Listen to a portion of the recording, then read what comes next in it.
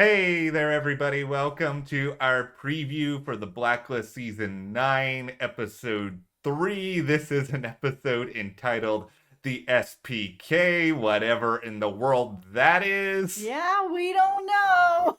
Is it super pirate knowledge? I just made that up. That's It's probably. pretty good. It's pretty good. I mean, it has been pirate themed so Yeah. far. They couldn't just call it the buried treasure. We would all know. Okay, we'll talk a little bit about what we do know about this episode because NBC once again has decided to basically throw us all off the plank without any real promos. Yeah, no real promo, kind of short synopsis. We'll get into everything we do know, but they really aren't given a lot this season. No, they just don't seem like, honestly, they just don't seem like they really care that much. And they Oh, might. you went there. Listen, It's true. It does kind of feel like that. I mean, they really have pushed other seasons like pretty hard. Great promos. Even if the promos mislead us, there's lots of forgiveness there, but yeah, not as much this season. I'd love to have more. So far, this last episode was really good. Yeah. I'd like to see more. Listen, I would rather them give us a promo and lie to us outright than give us nothing, because at least then we have content. And if we have content, we have something to be mad about later. Now we don't even have that. Or excited. That excited as well. But okay, well, if you guys do enjoy this video, take a look at that subscribe button. That's not buried treasure. That's just treasure that is right there for you to see it, to hit it, to be a part of our world talking about Blacklist throughout the week. Also, we hope everyone had a really happy Halloween, safe Halloween. You got lots of goodies. We had some fun on Halloween as well. We dressed up our dog, not as a pirate, although we thought about it. Yes. It was really between pirate and question mark. It's over on our Instagram, Matt and Jess TV. Follow us over there and you can see what we dressed our dog up for Halloween, not the pirate. And surprisingly, Yeah.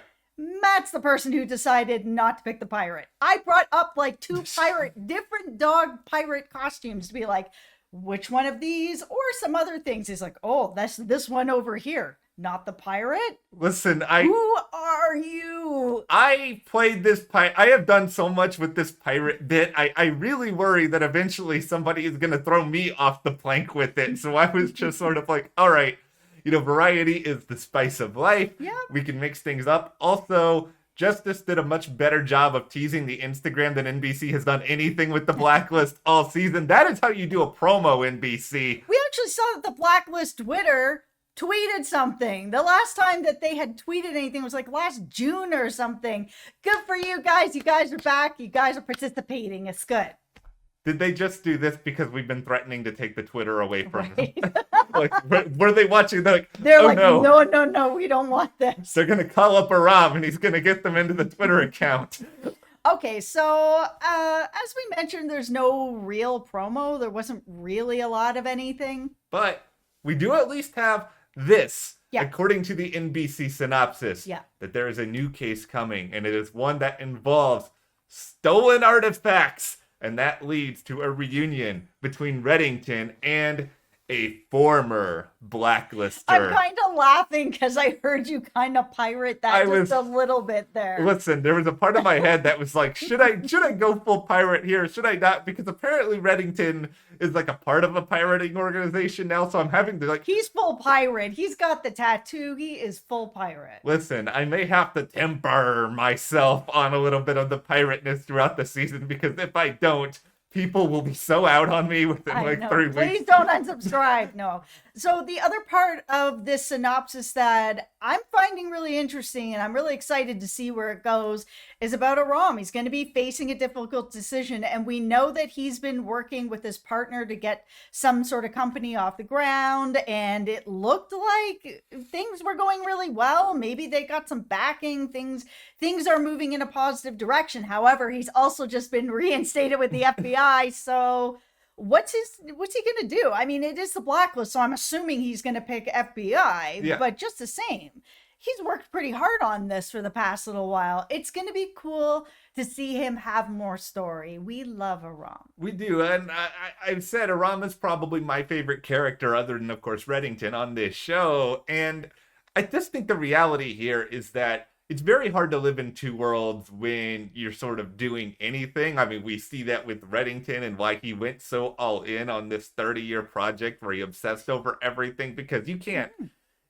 do that and then also like do all these other things. He tried to go in and have a separate life with Dan. That didn't exactly work well. And I think if Aram is like, you know, you got a startup, you're probably working, I don't know, like 70 hours a week or something on that. You can't do that and be in the FBI. No, there's no way. I mean, we run a small business. Yes. We're working 60, 70 hours a week. It's not going to be, he's not going to be able to balance both of them. Maybe he can get bought out. Are you saying that we cannot be in the FBI? That we cannot also have that job? No, the FBI, they're not hiring me. I'm sorry, FBI. We could have been such assets to you guys, but we're too busy for you. No, FBI has done the right thing not hiring me on. I like to be at home. I'm a homebody, so Yeah. you know, unless bad guys are coming to my house, which I really hope they wouldn't, Yeah. knock on wood, nobody wants the FBI that stays at home. Can you imagine us in like a stakeout? We're like doing a Blacklist discussion from like a car. Be like, we have to talk really lightly or the bad guys will catch us. No, I really am excited for what's going on here with the Ram. It feels like it's been like over a season since we've had like an actual dedicated storyline for him. Yeah. So we're also going to see Reddington sort of reuniting with a former Blacklister. You know, we've seen Blacklisters come back over the years, you know, here and there. So, I mean, that could be really fun too. I like the idea that this is involving stolen artifacts. In that, we can assume that it's going to be a heist. And I think that the Blacklist does... You know, I know not everybody likes like the standalone episodes, but these ones that the show has done about stealing stuff or trying to find a way, like even like the stuff with the Russian not last season, it's like this stuff is always really, really fun. Yeah, that was a great episode. Yeah, and so like I'm excited for kind of the sole purpose about that, and I think that's something we need to sort of figure out in terms of why does this case matter right now? Yeah, because a lot of how it used to work is whoever they're going after was something that Reddington needed for his empire. But now he seems to be, he is the new Skinner. He is, 700 years deep into this pirate organization. What is it that he needs? Is he now bringing in something for that? Or is he bringing in something for himself? I really want to see him this season going forward and doing things for Reddington. Reddington has dedicated his life for 30 years to Liz. It is time. Reddington needs some self-care. Whatever it is that he wants to do. So if he wants this artifact just because he thinks it's great, that's what I want to see. Reddington has interesting ideas of self-care from everything that we've seen so far. And you know what? Maybe this is exactly what it is. Maybe he just wants to go and have a good time. Here's an off-the-wall theory that I sort of pondered over here. I could be totally off base. Presumably, Reddington has been unemployed for the past couple of years. And we know that in his heyday, he was a very wealthy man. He was able to accrue a lot of wealth. Maybe he went on a spending spree at some point over the last couple of years. And maybe he's just like, you know what? I could use a little bit more funds in my piggy bank. This is an opportunity to do that. Well, it's possible. I mean, he did mention that he was at a monastery for a while. He may have given everything away. Yeah. Or put it away maybe for Agnes down the road kind of thing, like a Mike Ehrmantraut, where he's putting his money away for someone else. Yeah, and I like to think entering this episode that maybe Reddington's, goals here are twofold. Maybe he is sort of back because kind of like he said, maybe he just wants it. Maybe he misses it. Maybe he feels like he needs it. Something for Reddington. Yeah, there could be something else there or not, but you know what I'm just ultimately happy about? Reddington seems to be fun Reddington again. We got a little bit more of that this past episode. Yeah. We're on the road. We are on the road, guys. Yeah. I still hope there's like a larger story, a bigger mystery kind of interspersed throughout all of this. Yeah, and I'm hoping that because he is now part, he's the Skinner and he's part of this much bigger organization that has been around for 700 years, that it really will open up like a huge mystery. I mean, there's got to be some skeletons in that closet. For sure. And now, of course, we will turn it over to you guys. What skeletons do you want to see pop up here? Why do you think this particular case or story matters to Reddington now? What do you think of Aram's new choices? What is he going to struggle with? Let us know all of that in the comments. And hit that subscribe button for more Blacklist coverage, reviews, and all sorts of other good stuff.